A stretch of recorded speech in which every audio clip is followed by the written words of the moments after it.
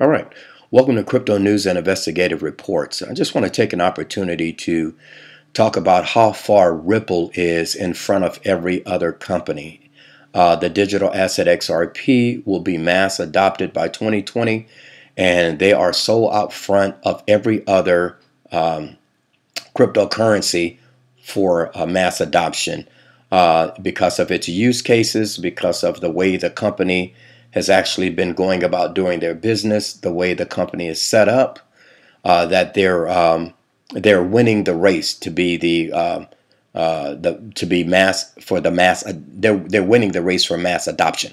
And this article came out earlier today, Crypto Briefing, and it says how the Ripple Tortoise might win the adoption race, and that's really fundamentally what this is actually all about. And this is actually to confirm the fact that those of us that already know something about Ripple and the digital asset XRP being heads and tails above all of the rest, this is confirming it. And it is talking about the Swedish bank clients and moving a couple of $1 billion through the Ripple technology.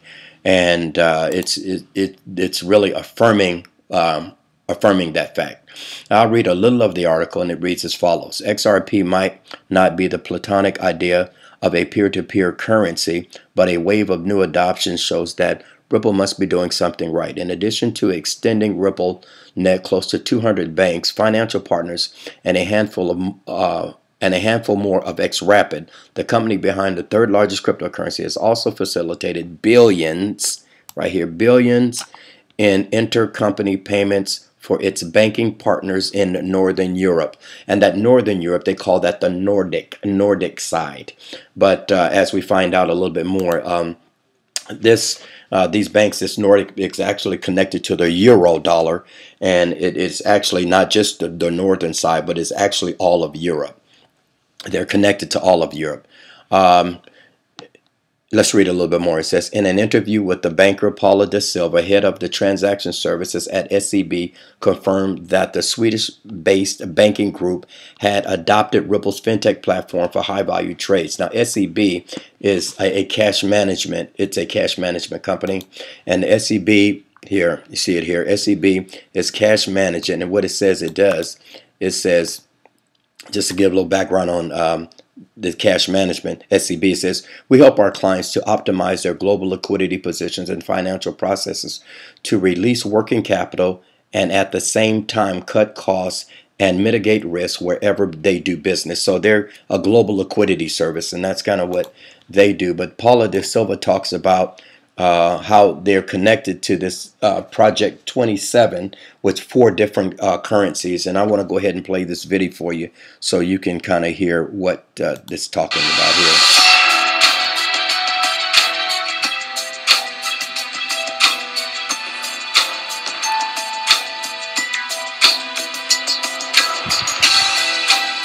Now this is the video when they were at Sibos. Hello, and welcome to the Banker's View from Sibos video series, looking at all the hot topics here in Sydney. I'm Joy McKnight, Deputy Editor at the Banker, and I'm joined by Paula de Silva, who's Head of Transaction Services at SEB. Paula, thanks so much for joining me today. Thank you. So I know SEB, among other Nordic banks, are involved in the P27 initiative, which is all about cross-border payments in the Nordic region. Can you give me a bit more information about that, and then also what you think the benefits will be? Sure. So P27 is Project 27. It's about 27 million people in the Nordic area, 4 countries, 4 different currencies, and a lot of different formats. And we will try to harmonize those and simplify them. We don't need 70 payment formats in Sweden. We're trying to go down to 10-ish to see to it that customers get the benefit of simplicity while they are doing their payments. So everything from real time to SEPA, credit transfer lookalike, salary payments, and so forth. So simplification, cost reduction, and I hope the customers will notice the benefit of real time in the future. Okay, and so why are you looking really at just a Nordic initiative and not maybe a pan-European or global when you talk about sort of, as we get into this world of greater international payments? Yeah, great question. No, we have a Nordic country with euro. So in reality, we will be harmonizing it to Europe, and there will be a gateway to that as well. So of course we need volume. The Nordics are really small countries, so even when we combine them, we're totally small.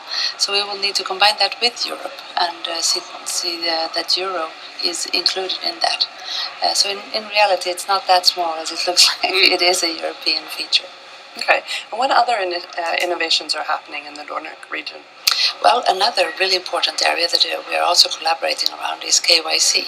KYC and onboarding of both customers and products is the area where corporate customers, when we talk to them, that's the most cumbersome area that we have.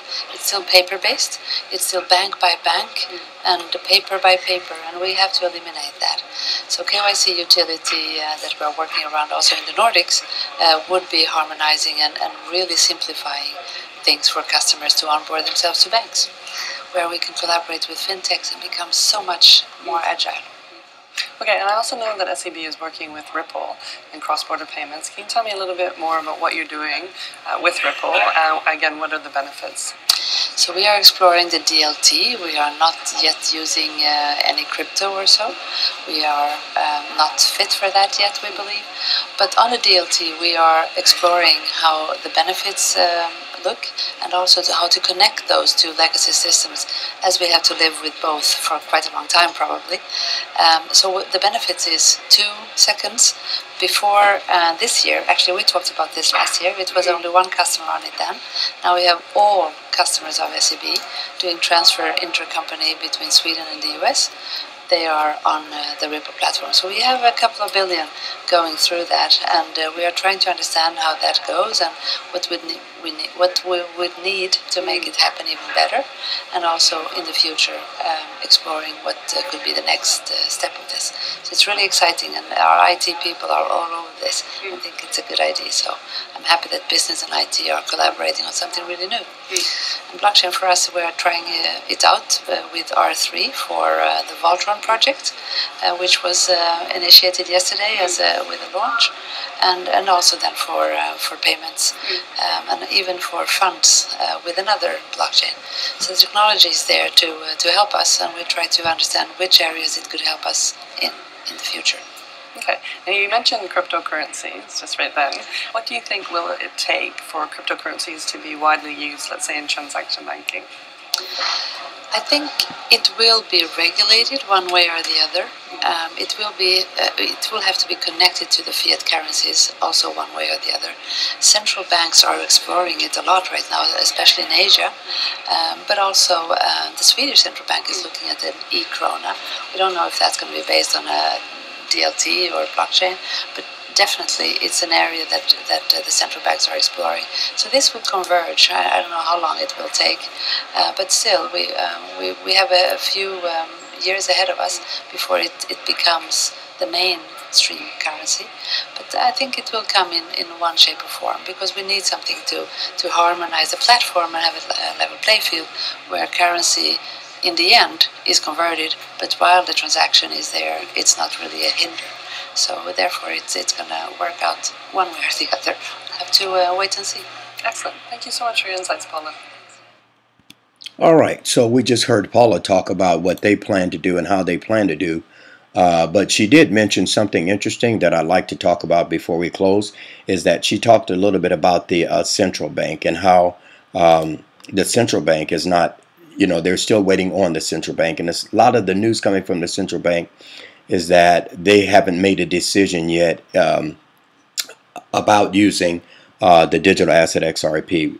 But once that's made, once that decision for the central bank, especially the European Central Bank, they've been talking about it, and there's rumors out there about it. But once the European Central Bank connects and begins to use Ripple and publicly states that, then Ripple will be mass adoption 2020. Okay? All right. Thank you for joining us. Talk to you soon.